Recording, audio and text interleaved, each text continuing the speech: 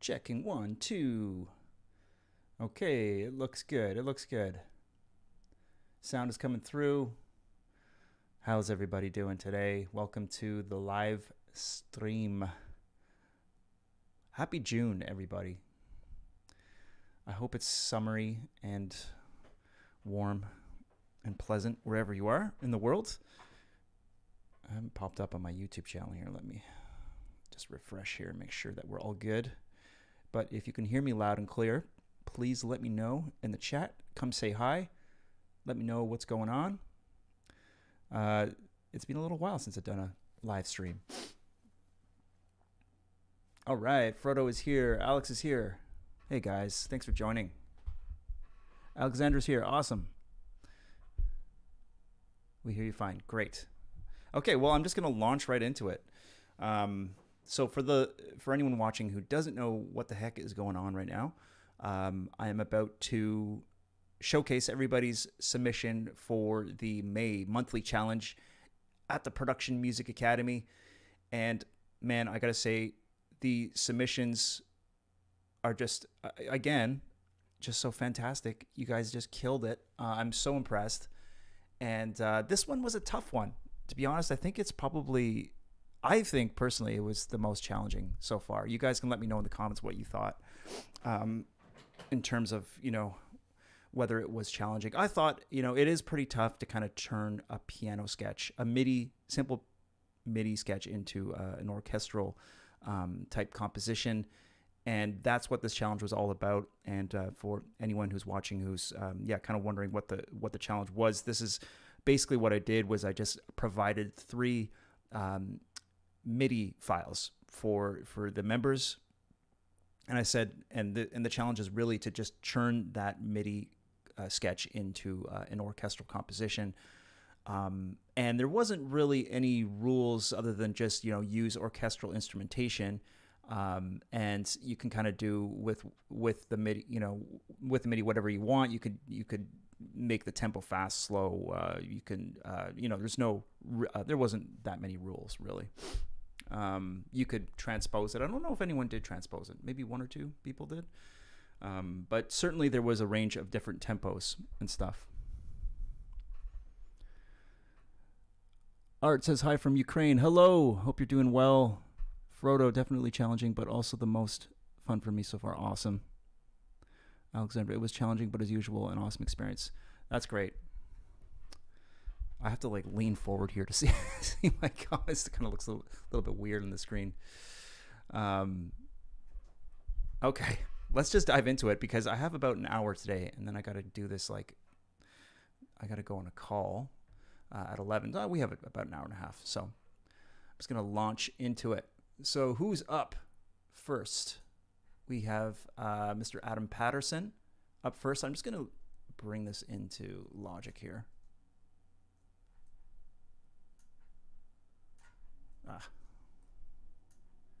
Get in there. Okay.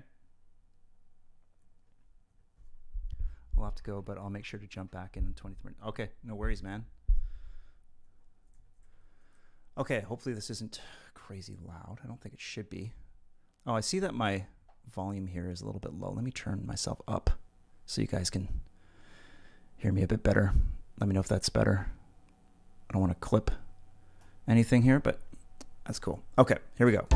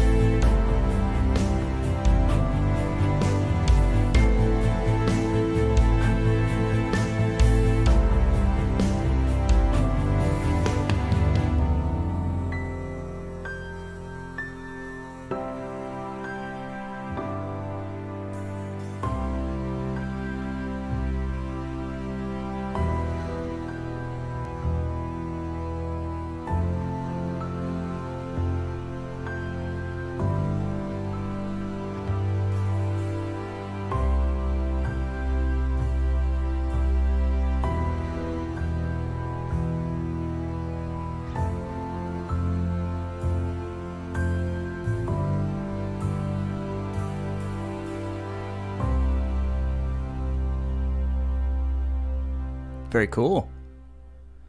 That was from Adam Patterson. Thanks, Adam, for submitting. Man, what are those pads that you're using in the background? I mean, are they? I was wondering if they're like strings. There's just like string pads. These almost sounded like an organ in a sense. But yeah, really cool submission here. Definitely incorporating orchestral elements with like kind of a more contemporary approach to like the percussion and the rhythm section, which I thought was cool. Not a lot of submissions did that. A few of them kind of had like a more of like a modern drum kit type feel to it, and like a bass line, which I in this case I thought was really, really cool and original. So yeah, using like sort of more of a modern approach there as well. Really like that. I really liked the section where the string ostinatos kick in. There was some really nice movement and energy there, and also like overall, like, you know, very nice mix too. I think a few things I would point out is that, like, I think having the piano as like the main melodic focus and the orchestral elements sort of playing like those lush chord pads in this track worked, but I also would have loved to hear maybe like the strings or like the brass instrumentation accompany that like melody on occasion. I mean, as it sounds, it was totally cool. So you guys are hearing like one of three MIDI tracks, and also the MIDI is like included the melody, so you're gonna hear that melody again. I can't remember if that was song 1, 2, or 3, but anyway. So yeah, especially would have loved to hear like some orchestral accompaniment for the melody in like the climactic section with the ostinatos. That would have been cool, but I really liked it as it was. And also I should point out, Adam, that I'm hearing like a few clicks and pops throughout the track. I'm not sure if that's from like clipping the master, or if there's like maybe a couple of audio regions that don't have fades in them or something like that, but I thought I heard a few throughout the track, so just thought I'd point that out. But yeah, man, fantastic job. Thank you so much for submitting. You did a great job there. So let's see who's next here. We have Alexander next. Okay. Alexander, did you give me a name for this one? I don't know if there's a name. Okay. Let me just press play here. Just catch up with the comments. Arco's in the house. Love the outro so much. Yeah, the outro was really nice on that one. Agreed. Point of climax in right place. Yeah, you're right, Art. I agree. Great to see you too, Arco. Oh yeah, okay. Adam says I think it's the bass. Yeah, it could be. It's always one of those things where the bass is like, is usually the prime suspect for clipping. No name. Okay, no worries. Maybe those watching can help us come up with a name. Here it is. Track from Alexander. Here we go.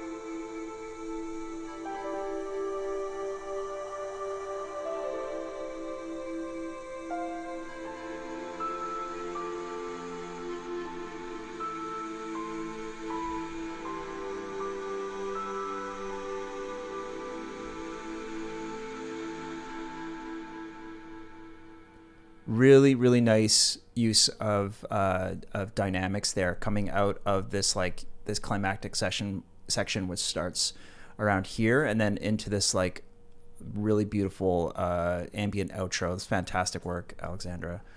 I love it's a really unique kind of take on the percussive feel of it. Speaking of the percussion, like I like the samples that you're using, and it almost kind of has like an ambient electronic type of feel to it. And I thought that it suited the track well and kind of helped set it apart and make it sound sort of unique. So I thought that was a really kind of original approach that you had there. Arrangement was really nice. This was my favorite of the 3 MIDI tracks, so I'm glad you chose this one. And yeah, I like what you were doing with like the string ostinatos once you get about like 40 seconds in there. And also I should point out that the tension that you're building with the strings, like that articulation you're using, which is kind of like the blanking on it, like the harmonics sort of string tension that you're using near when you first kind of kick in with the percussion around here is great. One thing that I would point out is that the brass that you introduce, I think it's right here, right there. That when it kind of things kind of pick up there, I might try adding a bit of reverb to it potentially, and also making sure that however you're processing it, it's not too narrow and like mono sounding, as it sort of feels like very, very narrow. I'm listening in headphones. I'm not sure if anyone will pick up on it if they're not listening in headphones, but it's just something that I noticed that everything else is kind of like sort of spread across the stereo field, and that feels very narrow. Not sure why, but that same melody that you're using in this big climactic section too, which I think is, sorry, it's right over here. Yeah, right here. I would have maybe just thought to not use that low brass, or at least have the brass kind of follow the roots of the chords in here, so that you're opening up this section more to the rest of all of this beautiful instrumentation that you have, because it sort of feels like that brass line is dominating a bit in the mix. And so yeah, that was just one thought that I had listening to that, that there might be a bit of like harmonic interference there. But yeah, man, I that was just awesome. Loved it. And as always, Alexander, you have just a really unique sort of approach to writing. And I don't know, is it fair to say that it's sort of, the percussive sort of felt electronic inspired? I know that you write a lot of electronic music, so that might, maybe it wasn't electronic, but yeah, it's cool to hear what you're doing in sort of the orchestral realm. So hopefully we get some suggestions with for a title here. That'd be nice. I think there's a few people that sent me tracks without titles. So anyway, thanks for submitting. Great job. Hey, look who's here. Mr. Eric Copeland is in the house. What's up? Love the string perks, yeah. Dynamics natural, yeah. Nice use of sound design. Well done. Oh yeah, that was another thing I was going to ask you, Alexander, was like when you're kicking in here with, I think it's like right here. What is that like almost choral sounding? Is that a sample, or is that like a choir? It sounds like that's what I thought it was when I first heard it, was like a choir going like, ah. It's really, really cool sound. Anyway, yeah, definitely cool sound design. Percussion could be electronic music inspired. Yeah, I just start composing epic music. Okay, cool. Well, you're doing a great job. Eric just bought Albion 1 yesterday. I guess I'm too late. You're too late, man. You're too late. Unless you want to get to work on it right now. You have about, I don't know, what, 40 minutes left? Okay. Let's see who's next. Alex B. Let's see what's going on here. Okay, you guys ready? Here we go.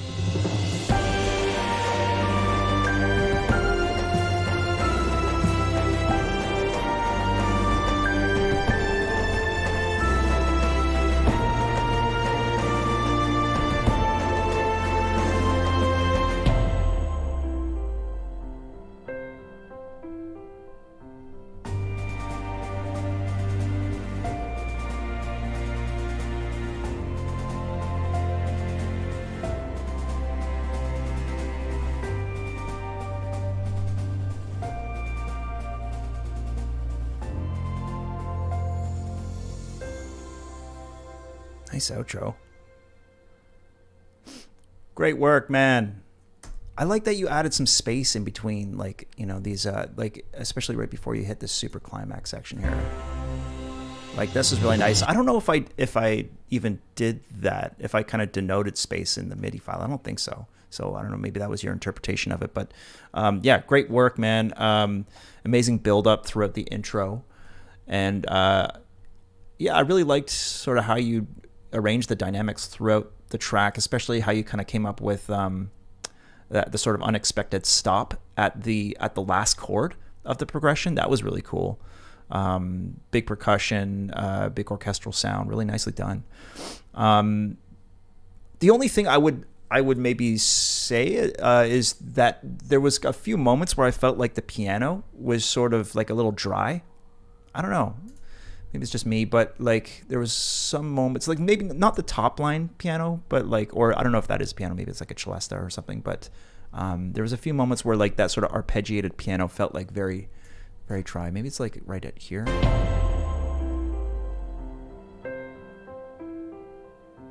Like that just, it's, yeah, there's something that sounds like a little unnatural there, like maybe add a bit of sustain or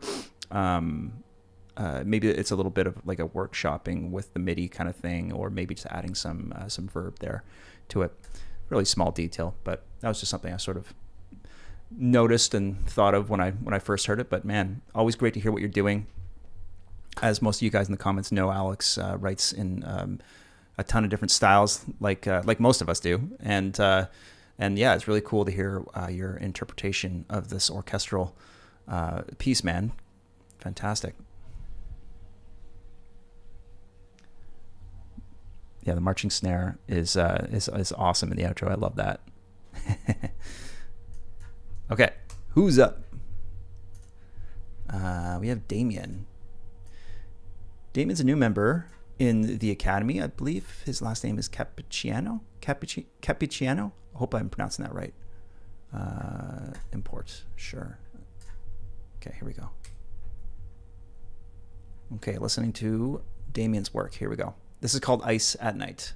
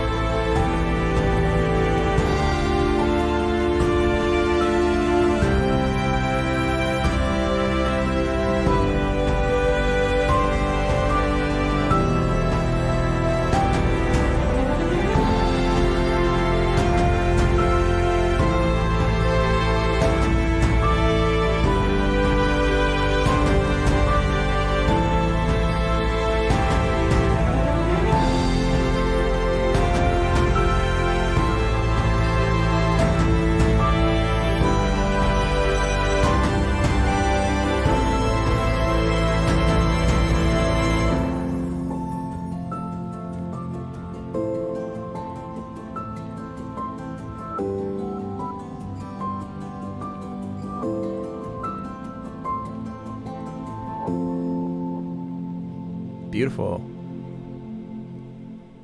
Yeah, really, really nice. Again, like sort of, I don't know if contemporary is the right word, but like a sort of modern or cinematic sort of folky, like hybrid there. I love the sort of guitar picking in the intro and in the outro as well. And I guess throughout the whole track, it sounds really, really beautiful. And the work you did with the string arrangement is really nice. Kind of cool, like when you were doing these like harmonies. I think they're about right here.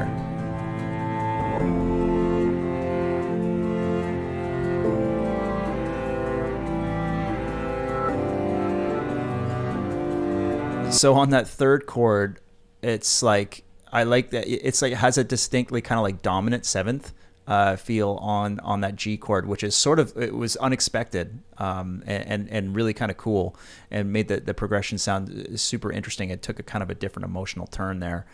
The string rips that you're doing, like going up into the climactic section, was really, really nice. That was a really great detail there, and just had a lot of it was really emotional. Like it felt very emotionally charged, and you definitely paid attention to like sort of the ambient detail in the track there. So that was really, really great. Dang, what are those strings? Yeah, I would love to know what that those strings were. I can't remember if Damien told me. He might have told me. Maybe he didn't. But yeah, Damien's a new member in the Academy, so big shout out to him. I'm not sure if he's in the chat, but yeah, great stuff, man. Great to hear your work. Beautiful piece. Are those strings Abbey Road 2? But yeah, they could be.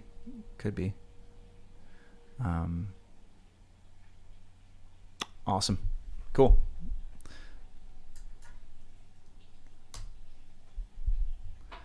Like sitting and listening in a concert hall. Beautiful song. Agreed.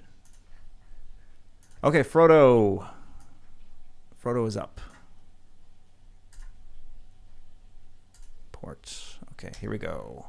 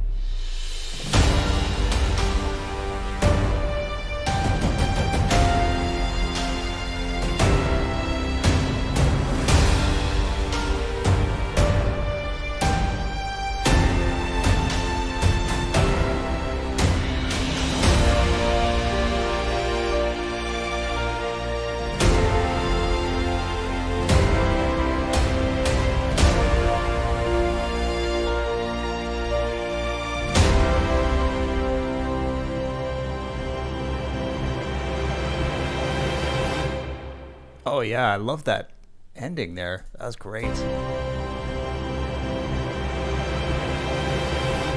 Frodo, you killed it, man. That's fantastic. Yeah, big energy like right out the gates. Really, really nice mix. Love the big brass lines, and also just like kind of the creative liberties you took with the melody. Like for example, coming in, like I think it was right about 30 seconds or so in, like right here.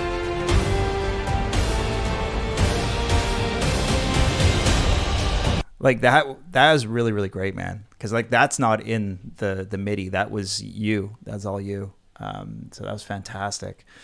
The whole track has like kind of a really epic feel to it. I can hear.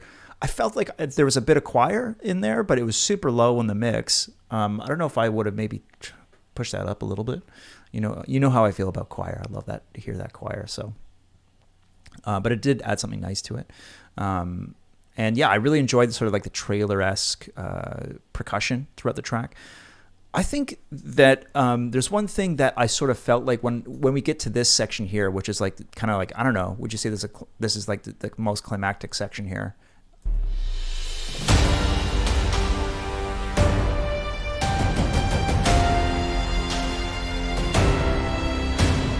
Something felt almost like I love what you're doing here. Like I love the stops and the drama, but something felt like there was maybe like a few extra elements that you could push into this section to make it even more epic. Maybe some huge brass chords, and also maybe like some cymbal splashes. Like the percussion dry on its own felt like a little bit like it sounds good, but it could use like maybe like some crashes just because of the kind of like the stops, like the you want to put like maybe a bit more of an exclamation point on this section. But I mean, it still sounds epic, but I think you know what I mean.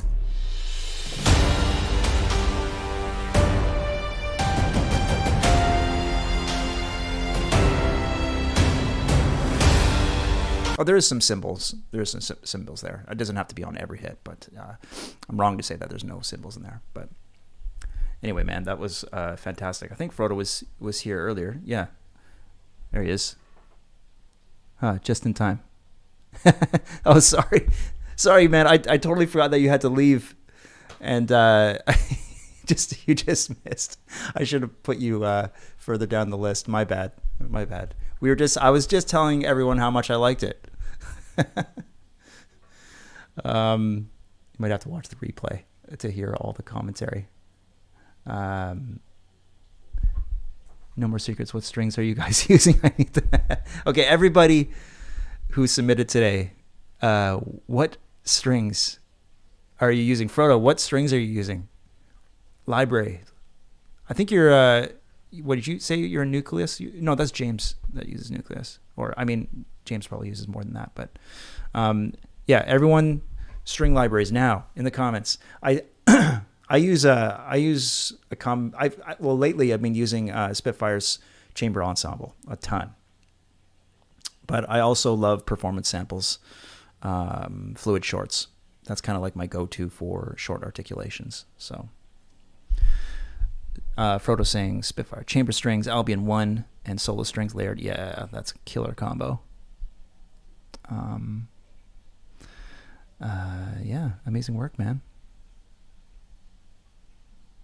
Percussion was cool. Okay, cool. Just catching up with some of your comments here.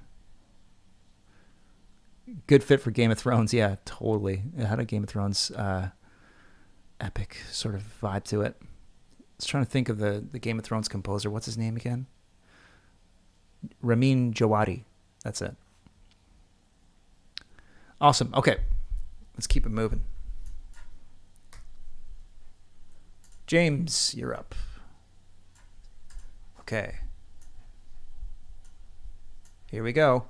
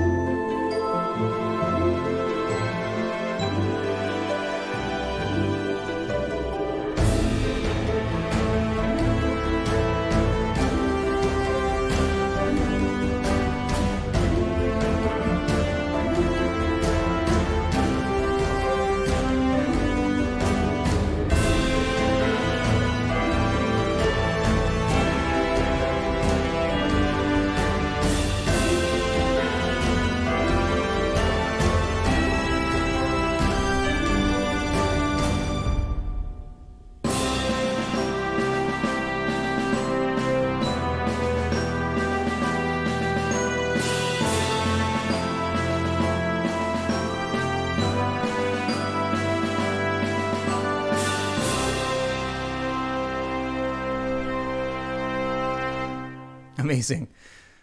Dude, killing it. James, that was fantastic. Thank you so much for submitting that.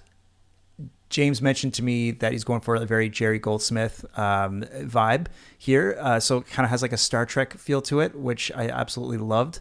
And yeah, James just mentioned in the comments too that he used the Orchestra Complete 2 On this one mostly, I believe, but normally uses nucleus. Okay, cool. So you really are making the orchestra to sound great. I sometimes struggle with some of the sounds from the orchestra complete, but this sounds really, really great. This sounds awesome. And yeah, I mean, the dynamics of those strings in the intro was really beautiful. Really nice use of the brass section to work the melody. Also hearing the piano in there, which is adding like a lot of nice energy to the outro section with like the military style snare drum. Fantastic work. So yeah, more than one military style snare drum in the submissions here, which is kind of cool. I think I wrote that a little note here that there was a moment that felt a bit abrupt at 47 seconds in. Let me try to figure out what I was talking about. I wrote these notes late last night. Oh, maybe it was just coming into this end. Maybe I was just like tired and listening to it. I thought maybe there could be like a little bit more of like a swell up into that last part, but yeah, not necessary.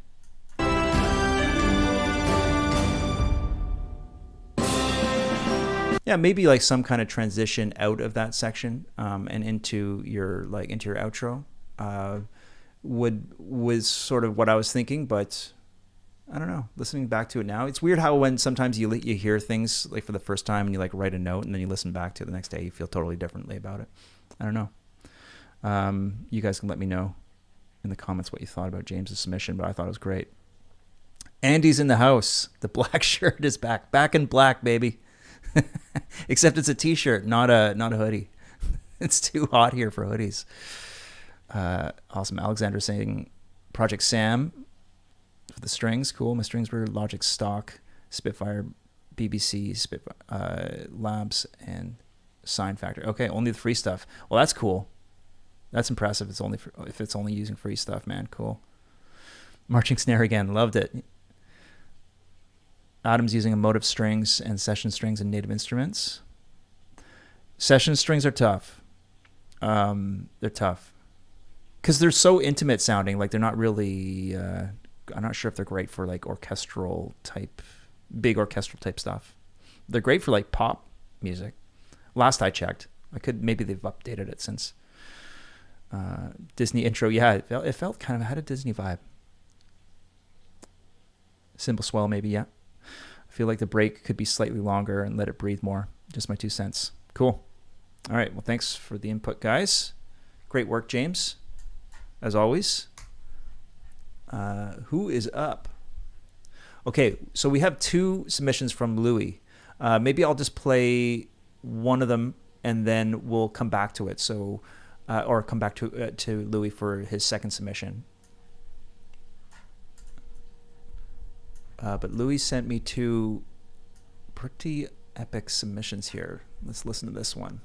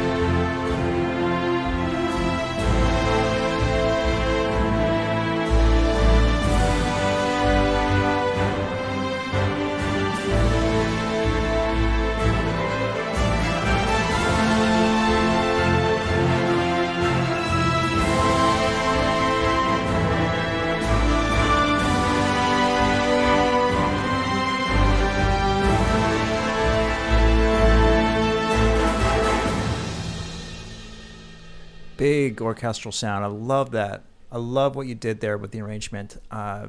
Towards the end, especially. Louie, that was fantastic, man. I'm not sure if Louie's in the chat, but I did get some information on what he was using here. So he used pigments, riff generation, outside in. A lot of these I've never heard of.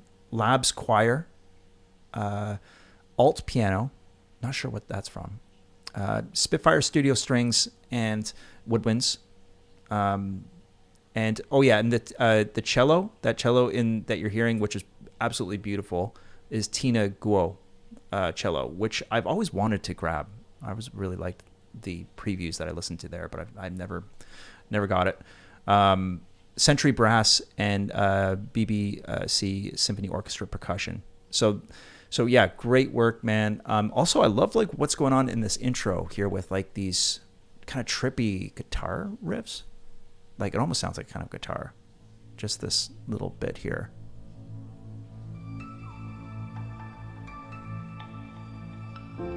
It sounds like guitar harmonics.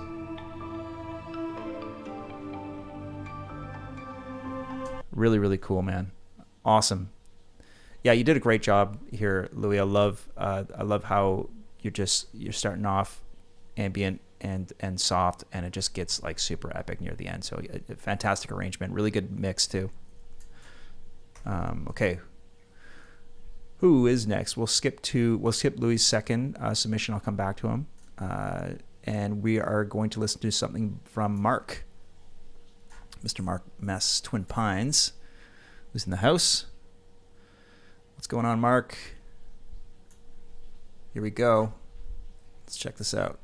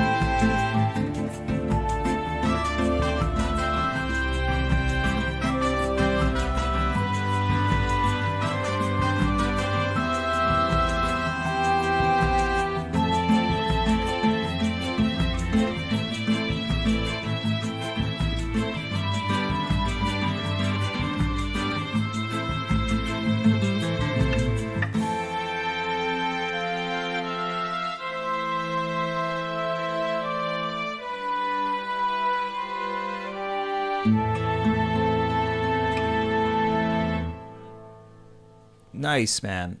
Yeah, big originality points from Mark here, because I love like that orchestral samba vibe, super original and like creative take on the MIDI, and you definitely like kind of owned it with your own like sort of melodic interpretation of it as well, which I thought was just fantastic.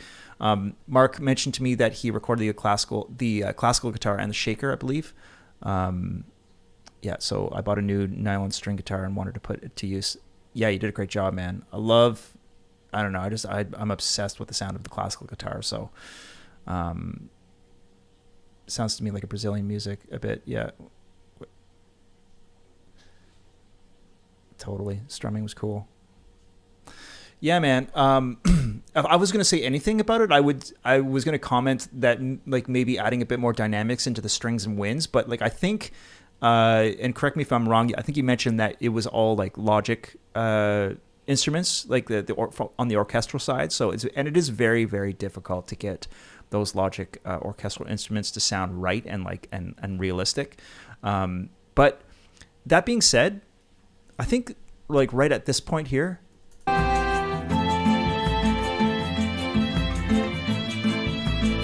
like that string, I think it's the strings.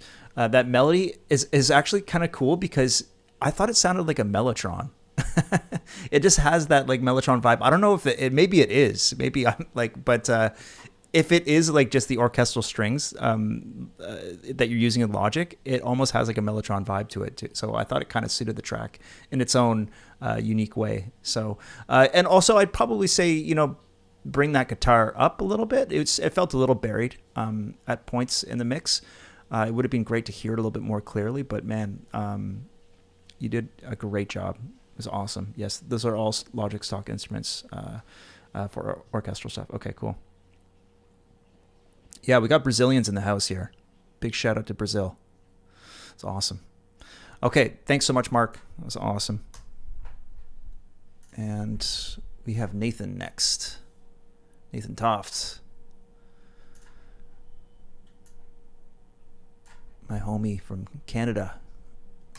Representing Ottawa. Okay, here we go.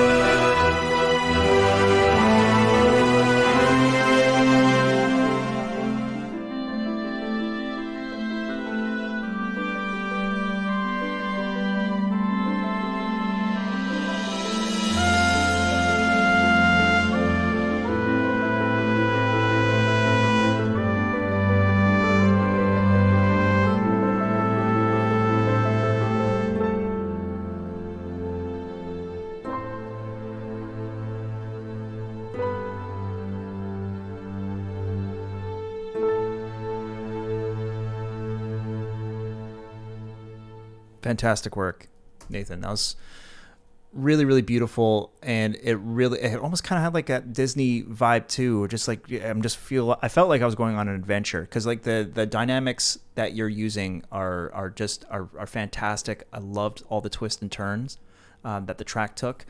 Yeah, especially, you know, the introduction of the choir and the solo string melody, and then, you know, I think my favorite part was like these kind of like string, or maybe it's like Wood's flutters that's happening right here.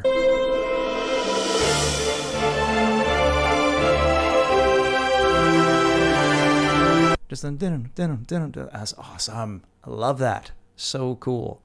There is, yeah, I think so. I mentioned this to Nathan already, I think in the academy, but there's like what sounds like some artifacts in the cymbals, I think around here, right there. So I think that's probably from, I think you mentioned that might have been from stretching the audio out too much. There is sort of a limit to how much you can stretch audio before it starts to sound weird. And I would say that if there was anything I was going to mention overall, it's that the track, even though there is some like really kind of nice dynamics in the arrangement, it felt like it's potentially a little bit too pinned with the limiting, and there's a few moments where it almost feels like you could kind of pull that back a little bit. Like I think there's a brass melody at one point that almost kind of sounds like maybe a bit overdriven. So I would say maybe there's room to sort of pull back on that a little bit. It could be just like over limiting, but yeah.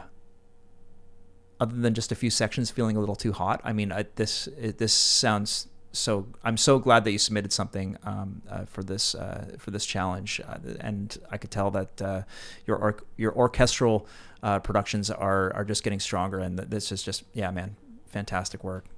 Thanks so much. Okay, we have two left here. Let's check out Paul Marsh's submission here. Here we go.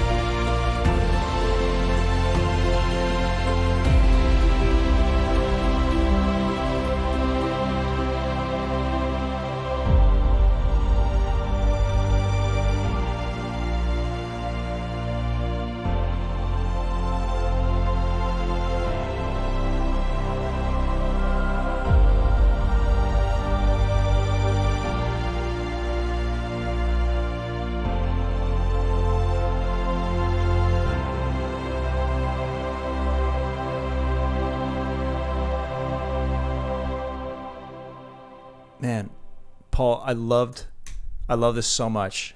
You perfectly captured that like sort of ambient orchestral hybrid feel in this track. Is just perfect for me. And man, those vocals. I don't know if it's a sample that you're using, but like just every 4 bars or so, like that little vocal that pops up right here. That is just awesome. I don't know. I just really loved it. It's totally vibey. So you guys go check out the trailer for Avatar 2. Because Paul mentioned that, I can't remember if Paul mentioned that that was sort of an influence for the writing or for the style of production, or whether it just sort of ended up sounding like that. But I went and checked it out, and I was just like, I totally get it now. And it's not, I like it because it's not like overtly like epic and like hybrid-y style. It's like, it's much more, understated, but it would work. It's like, to me, this is very licensable. I feel like I could picture this, like in like wildlife documentaries, in a sci-fi. It feels very accessible to a lot of different to sort of a lot of different types of visual media. So, man, always great to hear what you're up to, Paul. And this is a fantastic submission. I really liked it. I'm just gonna answer a few questions here. I noticed Mark was asking, Steve, did you write all 3 bass tracks or get them from some MIDI pack? No, I wrote them all for this challenge specifically. And you guys are absolutely welcome to use them.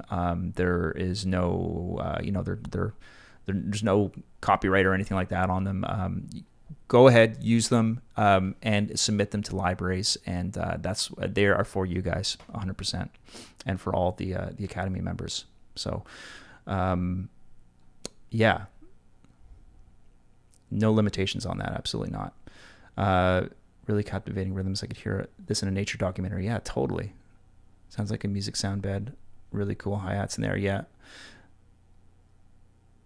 Yeah, there's like sort of like a delayed sort of arpeggiated harp type thing, which sounded really cool.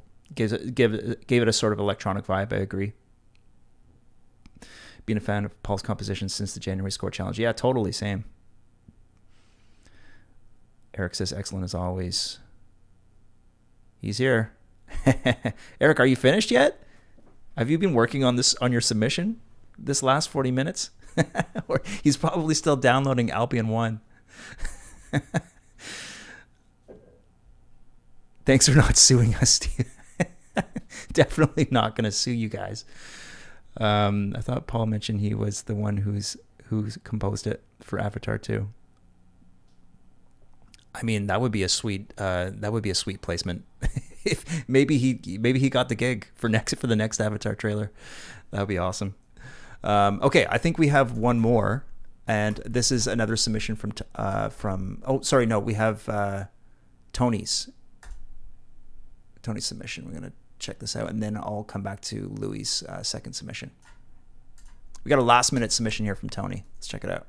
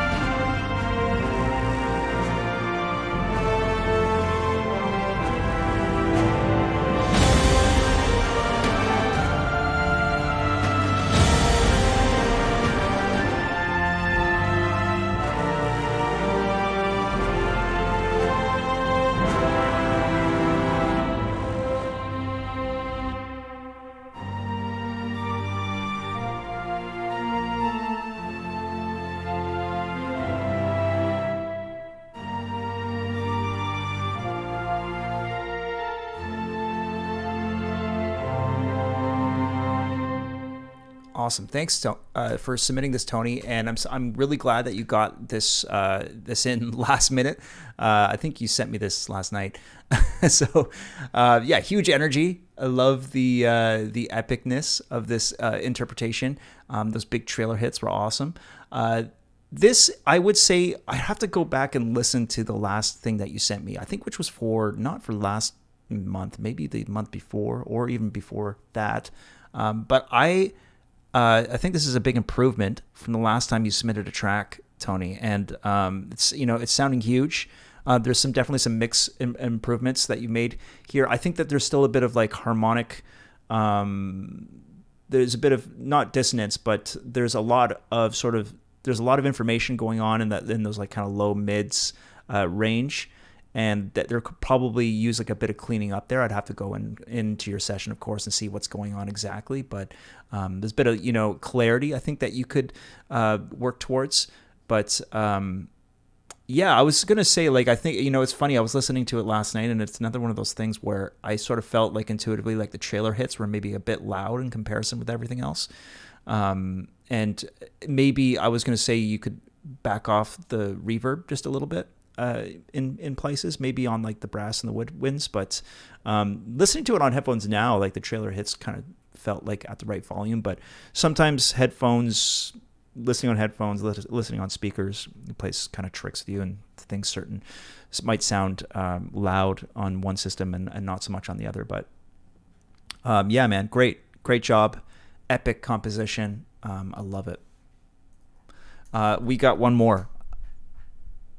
I'm going to bring Louie's second composition in here, which is really cool. And I believe that there's a classical guitar in here too. Let's check it out.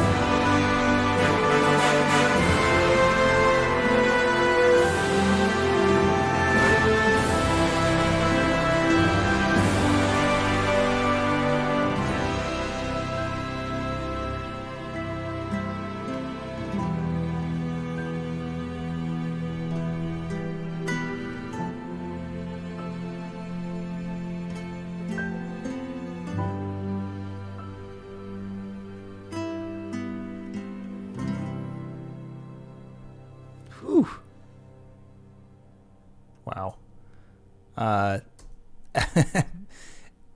Louie, you got some new fans in the house here. uh, Guitar is like an Enrique Iglesias song. Yeah, I love the guitar work, man. This is great. I think Louis mentioned to me that like he felt like there was some mistakes in here. I wouldn't characterize anything as sounding like you made mistakes. There might be like some volume balancing issues. I think that might have been what you were referring to. But another epic, man.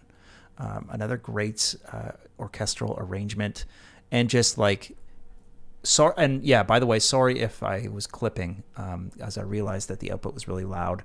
Because the last track, I think Tony's track was a bit quiet, so I boosted it up a bit. But hopefully that didn't come out sounding distorted in the climactic section here. But man, yeah, great work, Louie, and I'm stoked that you were able to find the time to do two compositions for two separate MIDI files. Awesome work, man. Alex says, "Hey Steve, last minute news. I just sent 20 tracks to AJ and got them all accepted. Boom! That's what's up. I was in the 2 tracks a month jail just a few months back. I owe a lot of that to you and Eric. Big thanks to you." Oh man, thanks, dude. I'm so glad to hear that. That's amazing. You said 20 tracks. You got how many tracks are you doing a month? That's a lot. James says, "Amazing. Wow, good, beautiful." What a way to wrap this up. Yeah, 100%. Frodo was right. That was a great way to finish this stream. You guys all did such a great job. I'm so stoked on these monthly challenges. I have yet to announce June's challenge, but for the members that are in there, you probably already know that the film scoring course is now live in the Academy, and today I will be also putting it on Teachable for those of you who'd rather take it there. And yeah, that was a lot of work, that film scoring one. I'm really stoked on it. I hope you guys really enjoy it. What else is going on here? Love the guitar and the whole arrangement is just amazing. I'm blown away by the talent in this group every time, says Adam. So awesome. Great job, everyone. Thanks for your guidance as always, Steve. Man, my pleasure. I am also blown away by the talent and the submissions that you guys send me. They're super inspiring every time. Eric says the money should be rolling in now.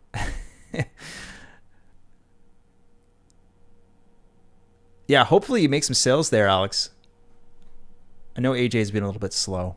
A little bit is probably it's probably not even the right way to put it. It's been really slow. Although I will say I did get, I am usually hitting the $50 payout threshold for Audio Jungle, and I haven't submitted anything to them in a long time. So I'm like, cool. Some money, any money's good. Yeah, so much talent here. Now we just got to wait a few extra minutes to see if Eric can send me anything last minute.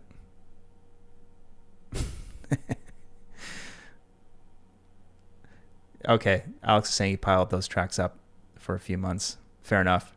I mean, anyone who's writing 20 cues a month, that's insane.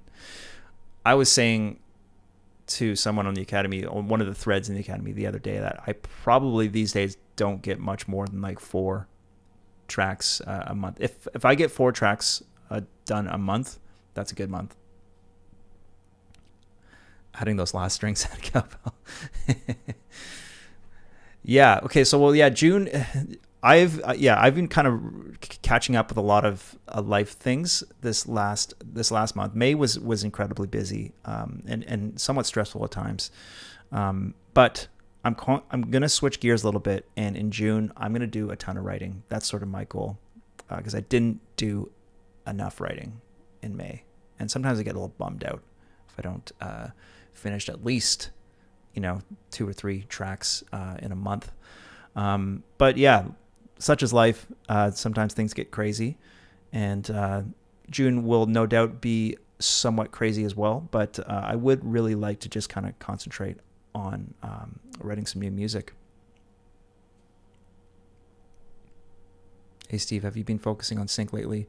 Any results or contacts libraries. Man, to be honest, I've just been so consumed with the work that that Artlist is commissioning from me, that it is totally, between that and just running the academy, it's just taken up all of my time. So I have not made any major inroads into the sync world, but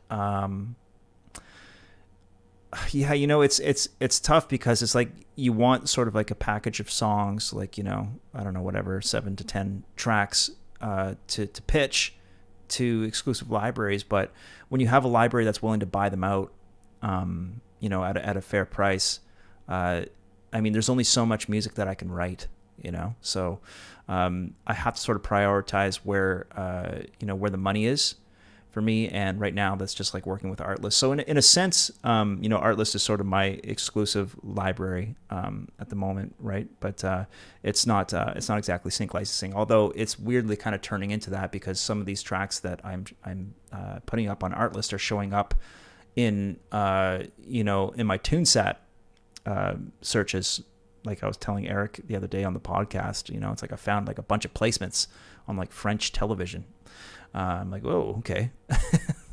So I'm getting some placements through Artlist. I guess some networks are actually taking these tracks from Artlist, which is I'm like kind of surprised by that. But yeah, no, Andy, I will keep you updated as I sort of make more inroads into the sync like TV and production library world. But as of now, I got nothing interesting to report to you, unfortunately. Just put 2 new singles to distro today. Nice. What, Eric, what's the artist name for that? So everyone knows. James has a new idea for YouTube video series. Andy, if Artlist and the Academy keep you busy, that's good enough. Great to hear that. Yeah, thanks, man. They certainly do. Certainly keep me busy, but I would love to have a few more hours in the day. Arco says, I have 6 music tracks ready. We'll submit to Artlist, I guess. Nervous, though. Don't be nervous, man. They, even if they turn you down, you can just reapply. They're really cool about that.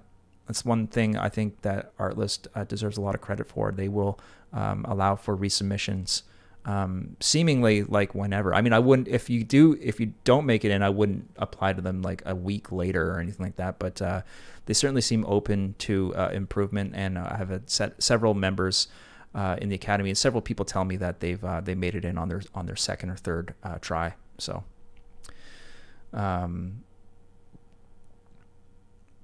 step by step, how to build a composer website to showcase your work.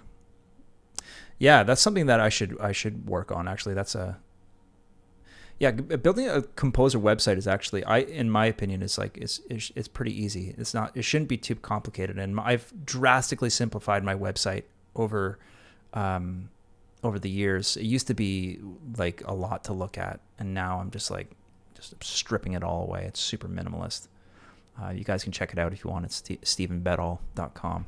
Should be a link in the description. Yeah, that's a good idea, James. And once you have a library, take them. It could be months before they get up there. Artlist and MA are better for you, I'd say. Yeah, they are for now, They are for now.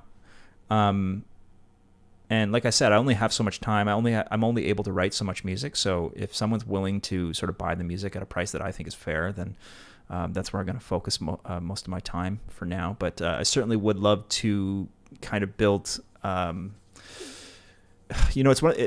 think the thing that's sort of tough for me, and Eric and I've talked about this a lot, is that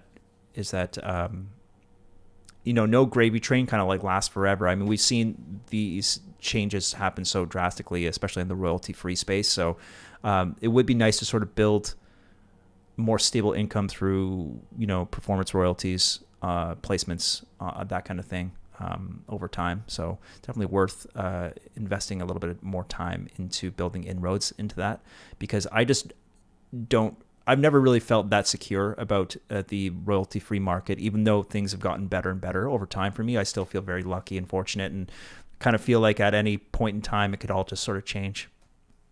And that's sort of the nature of of this business, unfortunately. But that's why we go on and on about, creating multiple streams of income. And yeah, this is the Barracuda way. Okay.